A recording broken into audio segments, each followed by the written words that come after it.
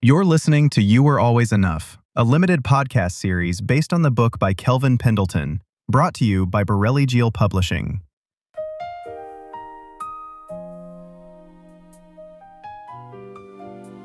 Hello, my name is Kelvin Pendleton, and I am the author of the book You Are Always Enough, Finding Strength to Overcome the Fear of Falling Short. In this episode, I want to talk a little bit about the weight we carry when we fear falling short. Afterwards, there will be another conversation that goes into more detail about how the book addressed this so that you will get another opportunity to see what's inside the book. Before I get started, I want to read a couple of paragraphs from the first chapter titled The Silent Weight of Never Enough. I talk about this in the book because, as we discussed in a previous episode, these patterns of living can be exhausting. We get drained because we go through each day carrying a weight we might not even realize we're carrying. We don't always notice it because to some degree it's become our norm. So this is from the section, How the Weight Gets Built.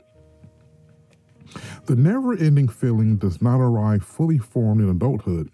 It is built gradually, usually in the earliest environments where we first learned what it meant to be valued. Think about the message you received as a child, not the ones spoken clearly, but the ones woven into everyday life. The warmth that came more easily when you performed well contrasted with the subtle cooling when you did not. The pride that felt more available through achievement than through simply existing, and the love that was most accessible when you were being productive, helpful, good, or whatever the moment required. None of the people who shaped those early environments necessarily intended harm. Many of them were living out inherited patterns, passing them down through generations without considering what they had learned or choosing to do otherwise. But something was absorbed nonetheless. At a deeper level than words, at a level where foundational beliefs are formed, worth is conditional. Rest is something you earn. Approval is something you maintain through performance. And if you start producing, something important might be withdrawn. Again, that is from the first chapter. And in this chapter, I share an experience that I had in the fourth grade that illustrates how I was trying to figure out where I'd fallen short because I didn't know the answer, and then I just withdrew. There's so many moments in life where we're trained to feel like the things like love, attention, affection, promotions, rewards, and even rest have to be earned. And in most cases, I don't believe the intent was harmful. Many of us experience different versions of our parents or caregivers depending on how well we performed.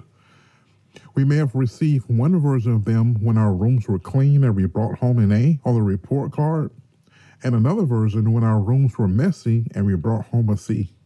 Sometimes the best experiences seemed to come when everything was going right, but when things were going wrong, it felt like we lost access. Now, discipline is important because children need guidance, they need structure, and they need to learn the difference between right and wrong. But if we're not careful, we can unintentionally send a message that access to us as parents, caregivers, or important adults must be earned. And I believe access matters because children are constantly developing. They are learning, watching, testing, failing, succeeding, and trying to understand the world around them. So who better to guide them than the people closest to them? The concern is not correction itself. The concern is when correction feels like disconnection. You see, over time, we can begin to go through life trying to earn access to good experiences, approval, and acceptance. We get rewards, we go to Disney, Christmas means many gifts under the tree, and it's just because we did well, we get rewarded well. And we notice that when we do the opposite, the rewards may reduce or even disappear. Maybe we don't go to Disney. Maybe there are not as many gifts under the tree. Maybe the warmth in a home feels different.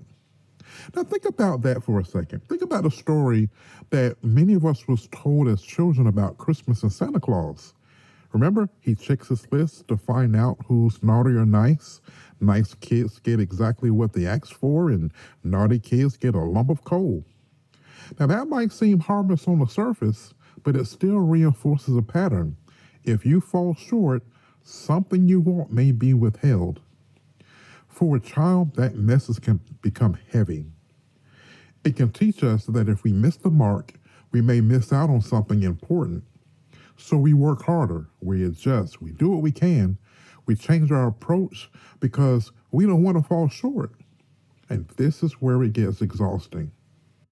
Now, I often tell my kids this at the beginning of each school year. I tell them this: do your best.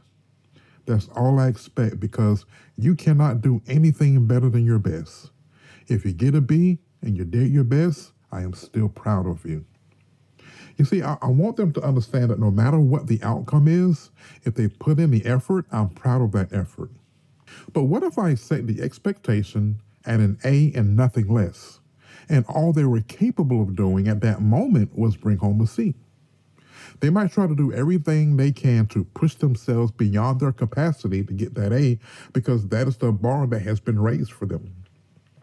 They may stay up late trying to study. They may ask for extra credit.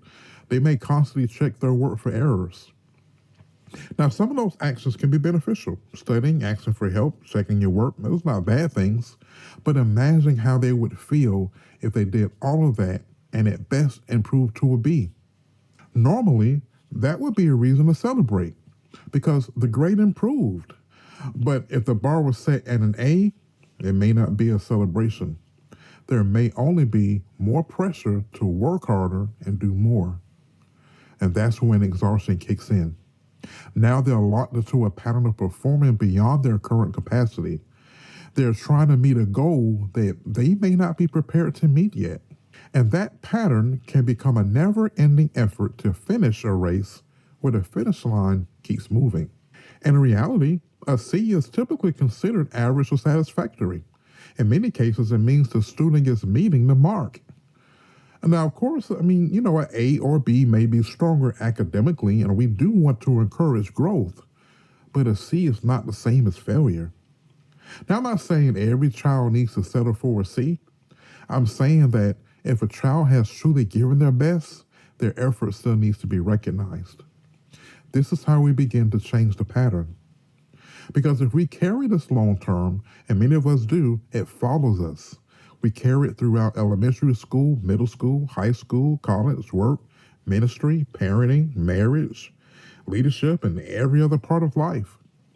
Eventually, it just becomes part of how we do things. After all, the phrase is, go big or go home, right? But even that phrase can lead us into a pattern of exhaustion because it tells us if we can't do something in a big, impressive, or a noticeable way, then maybe we're doing something that doesn't matter. I think there's a better way of saying it. I think we should say, go and do what you're created to do. That is one of the themes that I carry throughout the book. Be who you were created to be. Just because we see people doing things that bring them success does not mean we have to become them in order to be successful. They may be doing the very thing they were created to do. What we have to discover is who we are and learn how to work from that place. And it's okay if what you're working with looks different from the person next to you. If what they're working with seems flashy, that's okay. Let them flash and you be you. For all you know, they're meant to flash, you're meant to explode. That is the mindset we can carry when we no longer want to live afraid of falling short. Because if every day we give our best based on who we are, what we have, and what we're able to do in that season, then maybe we're not falling short the way we thought we were. You can lay your head on a pillow each night knowing you gave your best. You gave your effort. You gave your 100% for that day. And even if some tasks are incomplete, even if your to-do list is still long, even if there are still things left unresolved, hey, give yourself grace. You did what you could, and that matters. I really don't want you to receive this as a cliche or just a clever book title. I really want you to understand this. From the moment you were conceived, from the moment you were born, you were always enough, and you always will be.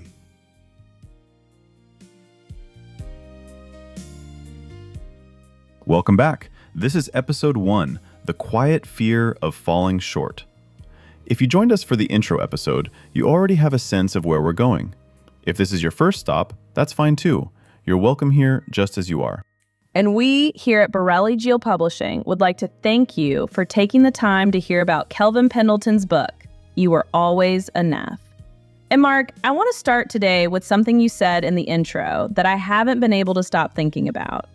You said that the fear of falling short can feel like motivation. Can we just sit with that for a minute? Yeah, let's do that. Okay, because I think most people, when they imagine fear, they imagine something obvious, something that stops you in your tracks. But the fear you're describing, the quiet one, it makes people work harder and it drives them forward. Yeah, that's exactly right. And it's quiet because it's effective. It keeps you moving and productive. So on the surface, it looks like ambition or drive. But underneath, it's a kind of low-grade anxiety that never fully turns off. How does someone know if they're experiencing that? Because I imagine a lot of people listening right now think, well, I'm just motivated, or I just have high standards. How do you tell the difference? Here's one question I'd invite anyone to sit with. When you reach a goal, how long does it feel good before you're already moving to the next thing? Because healthy achievement allows for satisfaction and a moment of genuine rest before progressing. The quiet fear doesn't let you rest. The moment you arrive somewhere, the voice is already telling you what you should have done better or what needs to happen next. So it's not just about the goal, it's about whether the goal actually satisfies something. Yep. And when you're motivated by the fear of falling short, the goal can never fully satisfy because the goal was never really about the project. It was about what the project would say about you. And that's a moving target. I love the way the book frames this because it doesn't just say, you're stressed, relax. It actually traces where this comes from.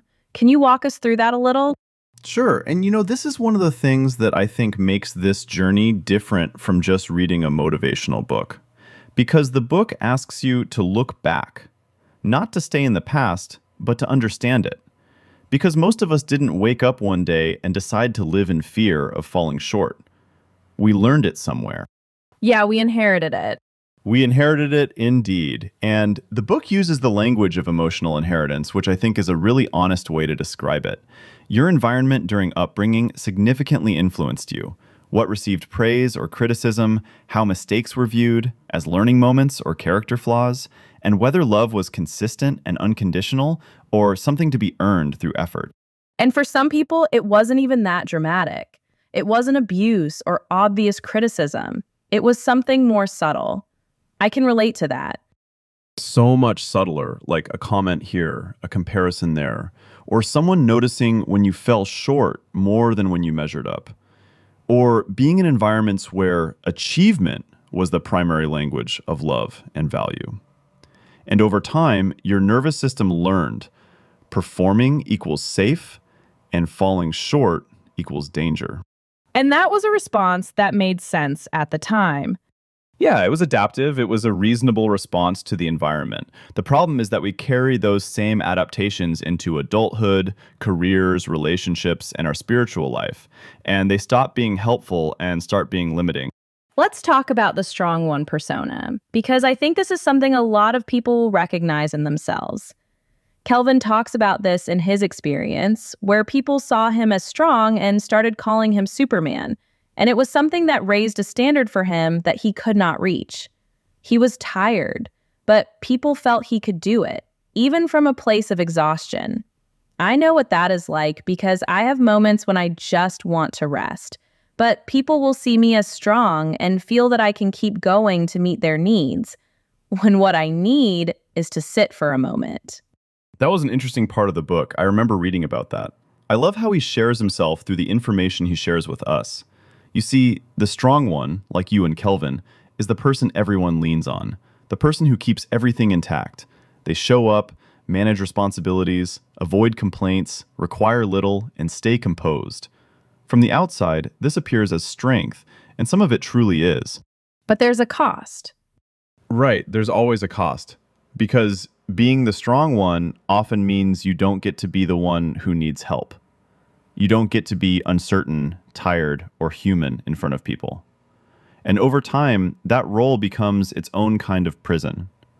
You're maintaining a performance even in your closest relationships, controlling how others perceive you, even when you're meant to be resting.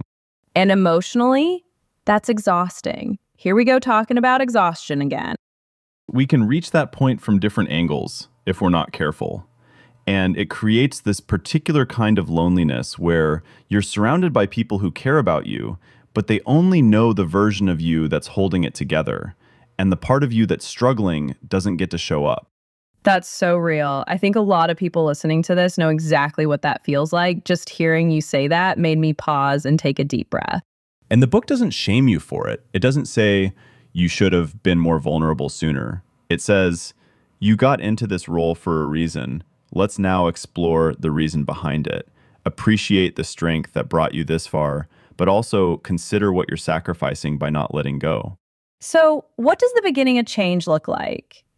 For someone who recognizes themselves in this. I'm asking for a friend. The book introduces something called the stillness principle. And it sounds simple, but it's actually quite profound.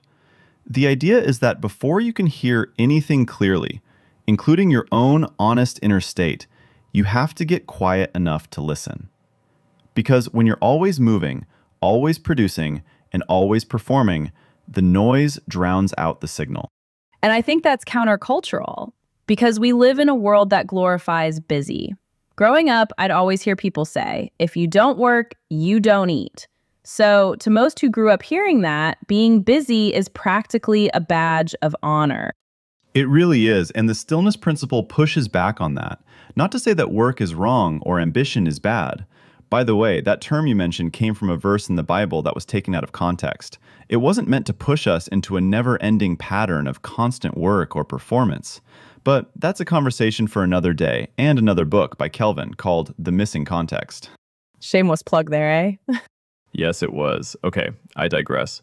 Again, I'm not saying that work is wrong or ambition is bad, but rather that the person who never stops is usually the one who is afraid of what they might hear if they did. So stillness isn't laziness. It's actually a form of courage. That's the thing. Sitting still long enough to let what's actually there surface is one of the most courageous things some people can practice. So that brings us to faith, which runs through this whole series. And I want to make sure we give it space here, because there's something really important about how faith speaks into this fear of falling short. Listen, there's a truth that anchors this whole series, and it's this. The value you carry was placed in you before you ever performed anything. Before your first achievement, before your first failure, and before anyone had the chance to evaluate you, something was already true about you. You were made with inherent worth. That's not something you earned, and it's not something you can lose. And yet we spend so much of our lives trying to prove it. Why do we do that? Because we were taught that we had to. And the invitation of this journey is to slowly, honestly, start to release that. Not through a single dramatic breakthrough moment, but through a gradual process of recognizing where the pressure comes from and choosing, one small step at a time, to live from a different foundation. What's the practical invitation for this week? What can someone do who's sitting with what we talked about today? Just notice. That's it to start. Just notice the moments this week when you feel the quiet fear show up. Maybe it's before a meeting. Maybe it's after you make a small mistake. Or maybe it's when someone gives you a compliment and your first instinct is to deflect it. Just notice. You don't have to fix anything yet. You just have to start seeing it clearly. And the noticing itself is meaningful because you can't address what you haven't acknowledged. Exactly, Dakota. And acknowledgement without judgment is actually the first form of grace you can offer yourself. Here's the reflection question I want to leave you with today. When did you first learn to be afraid of falling short? And is the version of you that learned that lesson the same person who's still running from it today? Sit with that. Thank you for being here for episode 1. We'll see you in episode 2, when achievement becomes a measuring stick. The book that inspired this journey is You Were Always Enough by Kelvin Pendleton. If today's conversation opened a door you want to walk through more fully, it's there waiting for you. Available on Amazon. Take care of yourself this week. And remember, you were always enough. Thank you for listening to You Were Always Enough, a limited series based on the book by Kelvin Pendleton. We'll see you next time.